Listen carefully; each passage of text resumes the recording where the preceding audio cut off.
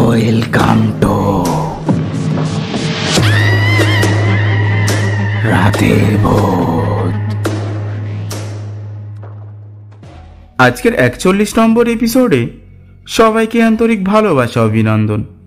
আমি রনি, আর আজকের এপিসোডে দুটি কাহিনী থাকবে, দুটোই ভালো কাহিনী, আপনাদের শুনলেই ভালো লাগবে।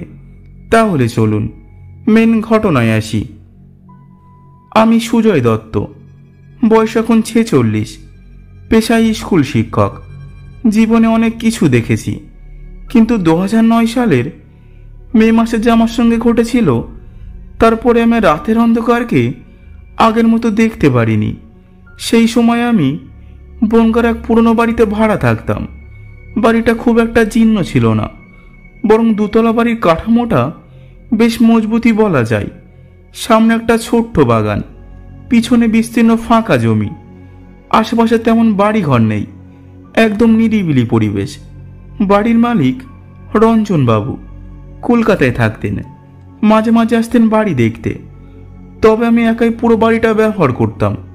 আমার একরকম ভালোই লাগতো, শান্ত, নিঃশব্দ, কাজের জন্য আদর্শ। প্রথম সপ্তাহটা একেবারে স্বাভাবিক কেটেছিল। স্কুলে গিয়েছি, পড়িয়েছি, সন্ধ্যাবেলায় ফিরেছি, নিজে রান্না করে খেয়ে নিই, রাত 10টার মধ্যেও ঘুমিয়ে পড়ি। সব কিছুই ছিল গুছানো। তবে সপ্তম দিন থেকেই কিছু একটা বদলাতে শুরু করলো। সেদিন রাত প্রায় 1টা নাগাদ হঠাৎ আমার ঘুম ভেঙে গেল। মনে হলো ছাদের উপর দিয়ে কেউ যেন হাঁটছে। একটা নয়, একাধিক ভারী পায়ের আওয়াজ ধীরে ধীরে চলছিল, যেন কেউ পায়ের গোড়ালির উপর পুরো চাপ দিয়ে হাঁটছে। প্রথমে ভাবলাম নিশ্চয়ই কুকুর বা বেড়াল হবে, কিন্তু পুরো ছাদের উপরে কেউ কেমন পরিষ্কার ভারী পায়ে হাঁটতে পারে? যেহেতু ভোরের আলো ফোটার আর বেশিক্ষণ বাকি নেই, তাই আর বেশি ভাবলাম না, আবার ঘুমিয়ে পড়লাম। পরদিন সকালে ছাদে গিয়ে কিছু খুঁজলাম, কিছুই পেলাম না। সিঁড়িতে ওঠার দরজাটাও তালা লেগেছিল, যেমন রেখে গিয়েছিলাম। তবে আমার ভিতরে একটা অস্বস্তি তখন থেকে জন্ম নেওয়া শুরু করেছিল। পরদিন রাত একই সময়েই আবার সেই পায়ের শব্দ, এবার একটু বেশি স্পষ্ট। ঘড়ি দেখলাম 1:32। এবার আর নিজেকে আটকে রাখতে পারলাম না। টর্চ হাতে ছাদে উঠলাম। ছাদ ফাঁকা, একটু হাওয়া চলছিল, গাছের পাতার মৃদু শাঁসার শব্দ হচ্ছিল, কিন্তু ছাদে কোনো কুকুর বা বেড়াল কিছুই নেই। কোথাও কিছু পড়ে নেই, ছাপও নেই। নেমে এসে আবার ঘরে ঢুকে পড়লাম। নিজেকে বুঝ দিলাম ভ্রমত হতে পারে, কিন্তু মনে তো শান্তি নেই। তৃতীয় রাত, এবার আমি অপেক্ষা করলাম শব্দটা শোনার জন্য। বিছানায় শুয়ে আছি, ঘড়িতে তখন 1:25, আর ঠিক তখনই আবার সেই শব্দ। চোখ খুলে উঠে বসলাম। ঘরের বাতি জ্বলছে, দরজা বন্ধ। ছাদের ঠিক উপর দিয়ে কেউ হেঁটে যাচ্ছে, ধীরে ধীরে, যেন উদ্দেশ্য নিয়ে। কিন্তু এবার শব্দটা হঠাৎ থেমে গেল।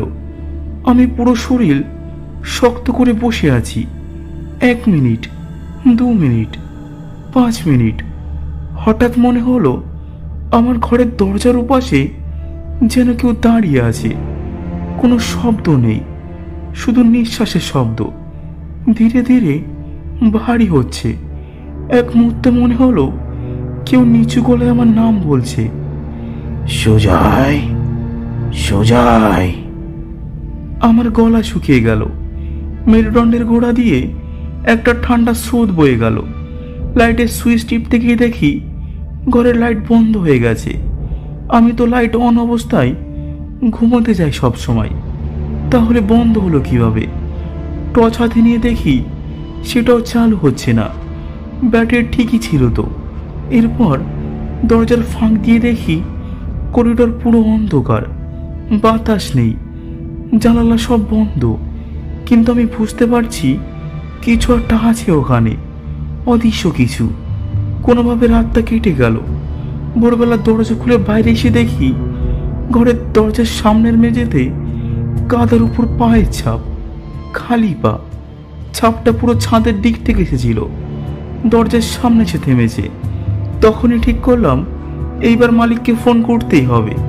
রঞ্জনবাবু ফোন একটু চুপ করে রইলেন, তারপর বললেন, ওই বাড়িটা নিয়ে ছোটখাটো গল্প আছে।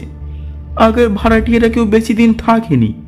আপনি সাহসী বলেই এতদিনে ছিলেন হয়তো, আগে বলিনি, ভয় পেয়ে যাবেন ভেবে। আমি কিছু বললাম না। ফোন রেখে শুধু জানতাম যা ঘটছে তা স্বপ্ন নয়। আপনারা শুনলেন প্রথম গল্প, এবার শুনবেন দ্বিতীয় গল্প। আর একটা কথা, অবশ্যই জানাবেন গল্পটা কেমন হয়েছে। আমার তো বেশ ভালোই লেগেছে। আপনাদের মতামতটাও কমেন্ট বক্সে জানিয়ে দেবেন। তাহলে চলুন দ্বিতীয় গল্প শোনা যাক। আমার নাম সুমন। এটা ঘটেছিল প্রায় 15 বছর আগে, 2009 সালের শেষের দিকে। তখন আমি ক্লাস 9-এ পড়ি। শীতকাল পড়েছিল, আর স্কুল ছুটি পড়ায় আমরা গ্রামের বাড়িতে গিয়েছিলাম। আমাদের গ্রামটা পশ্চিমবঙ্গের একটা অখ্যাত জায়গায়। চারিদিকে ধান ক্ষেত, বাঁশঝাড় আর পুরনো আম বাগান। সন্ধ্যা নামলেই গ্রামের চারদিক নিস্তব্ধ হয়ে যেত। আমাদের বাড়ির পিছনের দিকে একটা পুরনো ছাগল ঘরও ছিল। ছাগল ঘরটা বানানো হয়েছিল আমার দাদুর সময়েই। এখনও সেখানে কয়েকটা ছাগল রাখা হতো। ছাগল ঘরটা একটু আলাদা জায়গায়, বাড়ি থেকে প্রায় 50 মিটার দূরে। দিনের বেলা যেতে সমস্যা নেই, কিন্তু রাতে সেখানে কেউ যেতে চাইতো না। গ্রামের মানুষ বলতো ছাগল ঘরে নাকি কিছু একটা আছে। দাদু অবশ্য সব কথা বিশ্বাস করতেন না। উনি বলতেন যা আছে চোখের সামনে সেটাই সত্যি, বাকিটা মনের ভুল। কিন্তু সেই শীতের রাতে যা ঘটেছিল সেটা আজ আমি ভুলতে পারি না। প্রথম রাতের ঘটনা। সেই রাতে বেশ ঠান্ডা পড়েছিল। খাওয়া দাওয়া সেরে আমরা সবাই চাদর মুড়ি দিয়ে ঘুমিয়ে আছি। রাত প্রায় 1টা বাজে হবে। হঠাৎ করেই আমার ঘুম ভেঙে গেল।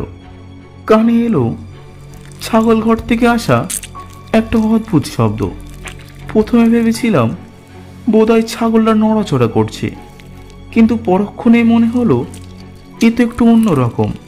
এটা ছাগলের পায়ের আওয়াজ নয়, বরং মনে হচ্ছিল যেন কেউ ধীরে ধীরে মাটির উপর দিয়ে হাত ঘষে যাচ্ছে। একটা হ্যাঁসানোর মতো শব্দ। আমি উঠে জানালার দিকে তাকালাম, কিন্তু এত দূর থেকে কিছু বোঝা গেল না। ভয়ে কাউকে ডাকতেও পারলাম না। জড়ো সরে আবার ঘুমিয়ে পড়লাম। পরদিন আমি দাদুকে বললাম। দাদু এসে উড়িয়ে দিলেন। কিন্তু দ্বিতীয় রাতেই শুরু হলো আসল বিপত্তি। রাত তখন প্রায় 2টো বাজে। আবার সেই শব্দ শুনতে পেলাম, তবে এবার তার সাথে একটা নিঃশ্বাসের শব্দ যোগ ছিল। শরীর ঠান্ডা হয়ে গেল। ঘরের জানলা দিয়ে দেখতে পেলাম ছাগল ঘরের দরজাটা অর্ধেকটা খোলা। অন্ধকারে স্পষ্ট বোঝা না গেলেও মনে হলো ছাগল ঘরের পাশে কারো ছায়া দুলছে, আর ছাগলগুলো নানানভাবে ডাকছিল। মনে হচ্ছিল তারা ভয় পেয়েছে। এইবার আর থাকতে পারলাম না। দাদুকে জাগিয়ে তুললাম। তিনি প্রথমে বিরক্ত হলেন, তারপর টর্চ নিয়ে বাইরে বেরোলেন। বাইরে গিয়ে দেখি ছাগল ঘরের দরজাটা খোলা। ছাগলগুলো কোনায় গুটি সুটি মেরে দাঁড়িয়ে রয়েছে। দাদু বললেন হাওয়া লেগে দরজাটা খুলে গেছে। ভয় পাওয়ার কিছু নেই, কিন্তু আমার মনে শান্তি আসছিল না। এরপর তৃতীয় রাতেই ঘটল সবচেয়ে ভয়ঙ্কর ঘটনা। রাত তখন 3টে ছুঁই ছুঁই। হঠাৎ এক বিকট শব্দে আমার ঘুম ভাঙল। মনে হলো ছাগল ঘরের ভিতরে কেউ ভারী কিছু ফেলেছে। সাথে সাথে ছাগলের চিৎকারও শুরু হলো। এবার আমি সাহস করে দাদুর সাথে দৌড়ে গেলাম। যাওয়ার আগে দূর থেকে স্পষ্ট দেখতে পেলাম ছাগল ঘরের ছাদের উপর দিয়ে যেন একটা কালো রূপসজ্জা আস্তে আস্তে নেমে যাচ্ছে। সেটা মানুষ না জানোয়ার বোঝা গেল না, কিন্তু তার চোখ দুটো যেন জল জল করছিল। দাদু দরজা খুলতেই দেখি ছাগলগুলো ছড়িয়ে ছিটিয়ে পড়ে আছে, আর এক কোণে একটা ছাগল জ্ঞান হারিয়ে মাটিতে পড়েছিল। আর মাটির কয়েক জায়গায় আঁচড়ের দাগও দেখা গেল, যেন কেউ ধারালো নখ দিয়ে মাটি খুঁড়েছে। আমার শরীর তখন থেকে কাঁটা দিয়ে উঠছে। দাদু একবার থমকে গিয়ে বললেন, হয়তো বন থেকে কিছু এসেছে, কাল সকালে দেখে ব্যবস্থা নেব। কিন্তু পরদিন সকালে যা দেখা গেল তাতে পুরো গ্রাম জুড়ে হইচই পড়ে গেল। ছাগল ঘরের পিছনের মাটিতে বড় বড় 3টে পদচিহ্ন পাওয়া গেল, মানুষের পায়ের মতো, কিন্তু সাধারণ মানুষের চেয়ে অনেক বড়। তার পাশাপাশি ছিল লম্বা নখের দাগ। কারো সাহস হচ্ছিল না এটা কি বোঝার। এরপর এক গ্রামের বয়স্ক মানুষ বলল, বুঝলে সুমন, এটা হয়তো আদার পিটাসের কাজ। এরা পূর্ণিমার রাতে এসে প্রাণীদের উপর আক্রমণ করে। কারোর চোখে সোজাসুজি পড়ে গেলে সে অসুস্থ হয়ে পড়ে।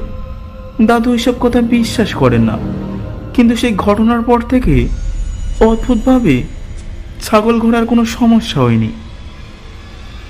আজকের কাহিনী এই পর্যন্তই। যদি কাহিনী ভালো লাগে তাহলে অবশ্যই লাইক করে কমেন্টে জানান, আর আমাদের চ্যানেলটা সাবস্ক্রাইব করতে মোটেও ভুলবেন না। আর একটা কথা, এই দুটো কাহিনীর মধ্যে আপনার কোন কাহিনীটা ভালো লেগেছে আমাকে অবশ্যই কমেন্টে জানিয়ে বলবেন। ধন্যবাদ।